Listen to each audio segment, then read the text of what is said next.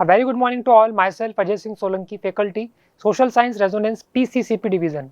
आज हम class 10th social science history के अंदर जो पहला चैप्टर है नेशनलिज्म इन यूरोप, उसका जो सोर्स ए दे रखा है उसको इस वीडियो के अंदर डिस्कस करने वाले हैं। क्लास 10th के अंदर अलग अलग चैप्टर्स के अंदर आपको कई सोर्स दे रखे हैं, कई बॉक्स दे रखे हैं जो कि इंपॉर्टेंट हैं आपके बोर्ड के पर्पज़ से। कहीं ना कहीं हम देखें तो इस बार जो आपका सैम्पल पेपर आ चुका है उसके अंदर बता रखा है कि आपके 3 जो क्वेश्चन हैं वो केस के आने वाले हैं। तो ये जो सोर्स हैं कहीं ना कहीं वो इंपॉर्टेंट है, हो सकता है कोई सोर्स आपका 10th बोर्ड के पेपर में केस के तौर पे आ जाए। आइए शुरुआत करते हैं। अपना सोर्स ए चैप्टर है आपका पहला हिस्ट्री का, nationalism in Europe. Ernst Renan, what is nation? Ernst Renan किस बारे में बात कर रहे हैं? नेशन क्या होता है? अब अर्नस्ट रेनन कौन है? तो यहाँ पर मैंने इनकी एक इमेज ले रखी है अर्नस्ट रेनन की, और नीचे एक यूनिवर्सिटी की इमेज ले रखी है। कौन सी यूनिवर्सिटी है आपका? यहाँ पे दे रखा है यूनिवर्सिटी ऑफ सोरबॉन। चलिए, in a lecture delivered at the university of Sorbonne in 1882, तो अर्नस्ट रेनन क्या कर रहे हैं? आपका यूनिवर्सिटी ऑफ सोरबॉन के अंदर एक लेक्चर दे रहे थे जिसके अंदर वो बता रहे थे कि नेशन होता क्या है। He was the French philosopher Ernst Renan outlined his understanding of what makes a nation. तो उन्होंने इस लेक्चर के अंदर ये बताने का प्रयास किया, कोशिश करी कि नेशन होता क्या है उनके हिसाब से। The lecture was subsequently published as a famous essay entitled what is nation. तो अब इस लेक्चर को बाद में एक पब्लिश किया गया ऐसे के तौर पे जिसका टाइटल क्या था आपका? What is nation. In this essay Renan criticises, क्या कर रहे हैं ये? Criticises the notion suggested by others that a nation is formed by a common language, race, religion और टेरिटरी। तो अब इस ऐसे के अंदर जो आपके अर्नस्ट रेनन है वो क्या कर रहे हैं? क्रिटिसाइज कर रहे हैं, कहीं ना कहीं एक नेगेटिव वे में बोल रहे हैं कि आपका जो बाकी लोग नेशन को क्या परिभाषा देते हैं। अगर आप बाकी लोगों की बात करेंगे तो वो कहते हैं कि नेशन क्या होता है? जहाँ पर एक कॉमन लैंग्वेज बोली जा रही है। अगर कहीं पे कोई कॉमन लैंग्वेज है, नेशन बना दो। कहीं पर एक कॉमन रेस है, ठीक है, कुछ सेम कम्युनिटी के लोग हैं, सेम कलर के लोग हैं, बना दो नेशन।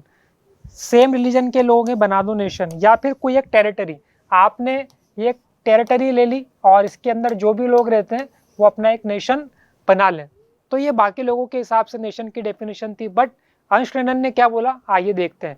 एक बार फिर मैं इधर बता दूं आपको, जो ये इमेज है वो अर्नस्ट रेनन की है और ये वो इमेज है यूनिवर्सिटी ऑफ सोरबॉन की।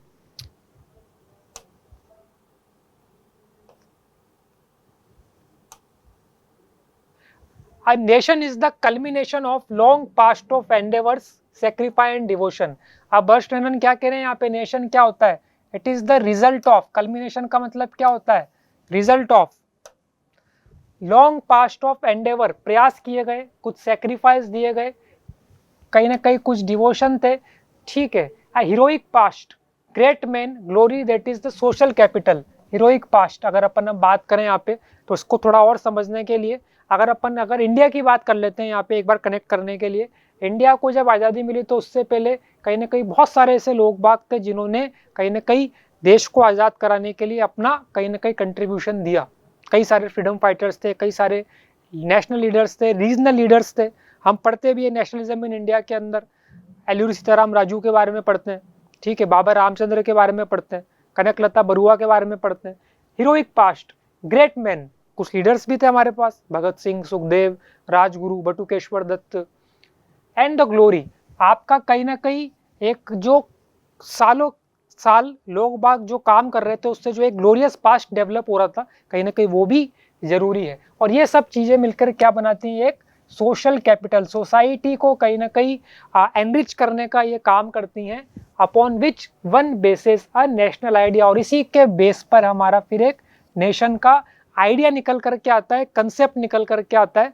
तो क्या बोला गया, वापस बात करें आपका, अगर कहीं पर हम नेशन की बात कर रहे हैं तो वहाँ एक हीरोइक पास्ट होना चाहिए, वहाँ पे कुछ ऐसे ग्रेट मैन होने चाहिए जिन्होंने कहीं ना कहीं नेशन के लिए काम किया है, कुछ पास्ट में ग्लोरी होनी चाहिए, कुछ ग्लोरियस पास्ट होना चाहिए आपका, तब जाकर के आपका एक नेशन का आइडिया उभर करके आता है।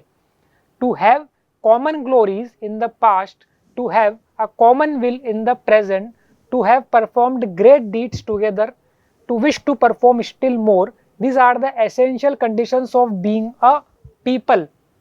तो आपका जो पास्ट है वो ग्लोरियस रहा है, कहीं ना कहीं आपने पास्ट में कुछ ऐसे काम किए हैं जो कि नेशन को एनरिच करने का काम कर रहे हैं। To have a common will in the present, आज अगर आप प्रेजेंट में बात करें तो कुछ ना कुछ ऐसी चीजें हैं जो लोगों के लिए कॉमन है। आज देश की सुरक्षा, देश के अंदर एक प्रॉपर वे में आपका लॉ फॉलो होता रहे, देश के अंदर क्लीनलीनेस बनी रहे, तो ये तो ऐसी चीजें जो हर कोई चाहेगा, ये कॉमन चीजें हैं, कोई इसका विरोध नहीं करेगा। तो कुछ ऐसी चीजें जो लोगों के अंदर प्रेजेंट में भी क्या है, कॉमन है। हो सकता है कुछ चीजों पे लोग बागों के विचार अलग हो, बट कुछ ऐसी चीजें जिन पे लोग बागों के विचार कॉमन रहेंगे। To have performed great deeds together, to wish to perform still more. तो पहले भी हमने कुछ अच्छे कार्य करे और आगे भी हम कुछ अच्छे कार्य करते रहेंगे। These are the essential conditions of being a people. तो लोग बागों के बारे में बताया कि जब वो मिल करके, सब साथ में मिल करके क्या करेंगे, कुछ इस प्रकार के कार्य करते रहेंगे जो देश को आगे बढ़ाने का कार्य करेगा, देश के लिए डेवलपमेंट का काम करेगा, सोसाइटी को एनरिच करने का काम करेगा, तो कहीं ना कहीं वो नेशन बिल्डिंग में क्या होगा, एक मेजर कंट्रीब्यूशन रहेगा। A nation is therefore a large scale solidarity. Its existence is a daily plebiscite. अब ये plebiscite क्या है, तो आपका NCERT में ये दे रखा है न्यू वर्ड्स के अंदर, a direct vote by which all the people of a region are asked to accept or reject a proposal. Example के तौर पे मैंने क्लास के अंदर अगर 80 बॉयज हैं, ठीक है, अब मैंने पूछ लिया कि आज आपको कौन सा चैप्टर पढ़ना है, क्या आज आपको नेशनलिज्म इन इंडिया पढ़ना है या यूरोप पढ़ना है। सभी बच्चों ने एक स्वर में बोला आज हमें नेशनलिज्म इन यूरोप पढ़ना है। तो मैंने डायरेक्ट बच्चों से वोटिंग करा ली और पूछ लिया हाँ या ना में जवाब दे दें। तो प्लेबिसाइट, जहां पर लोगों से पूछ करके क्या किया जा रहा था, फैसले किए जा रहे थे। चलिए, its existence is a daily plebiscite. कहीं ना कहीं रोजमर्रा की चीजों में देखने को मिलता है कि लोगों की कुछ चीजों के अंदर क्या रहती है, सहमति रहती है कि हम ये कार्य करते रहें। अब प्रोविंस इज इट्स इनहैबिटेंट्स। अब प्रोविंस क्या है, आपके अलग अलग इलाके, प्रोविंस अलग अलग इलाके जो थे, ठीक है। Is its inhabitants, if anyone has the right to be consulted it is the inhabitant. अब अगर आप लोगों से क्या कर रहे हो, अलग अलग प्रोविंसेस हैं और यहाँ पे जो इनहैबिटेंट्स हैं, जो यहाँ के रहवासी हैं, अगर आप शामिल कर रहे हो इनको प्लेबिसाइट के अंदर, इनको भी कहीं ना कहीं कंसल्टेशन में शामिल कर रहे हो, तो ये क्या कहलाएंगे, वहाँ के inhabitant. A nation never has any real interest in annexing और holding on to a country against its will.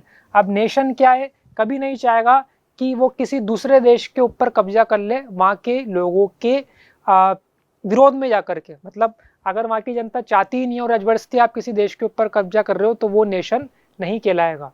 A nation never has any real interest in annexing और holding on to a country against its will. The existence of nation is a good thing, a necessity even. ठीक है, nation अगर रहेंगे दुनिया के अंदर तो एक अच्छी बात है और इससे कहीं ना कहीं लोगों में भी एकजुटता बनी रहेगी।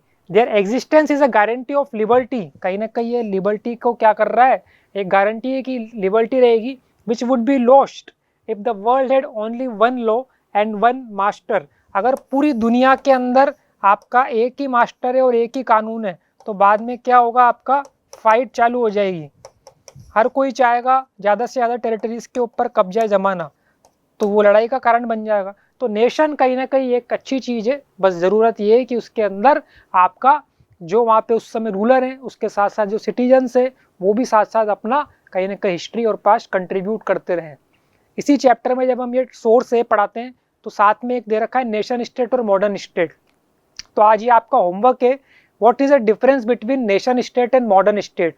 जब आप ये वीडियो देख रहे होंगे तो साथ में अपने एनसीईआरटी रखिएगा और कोशिश करिएगा कमेंट में बताने का कि डिफरेंस क्या होता है नेशन स्टेट में और मॉडर्न स्टेट में। आज के लिए इतना ही। होप आप ये जब वीडियो देखेंगे तो आपको एक कंसेप्ट समझ में आ जाएगा।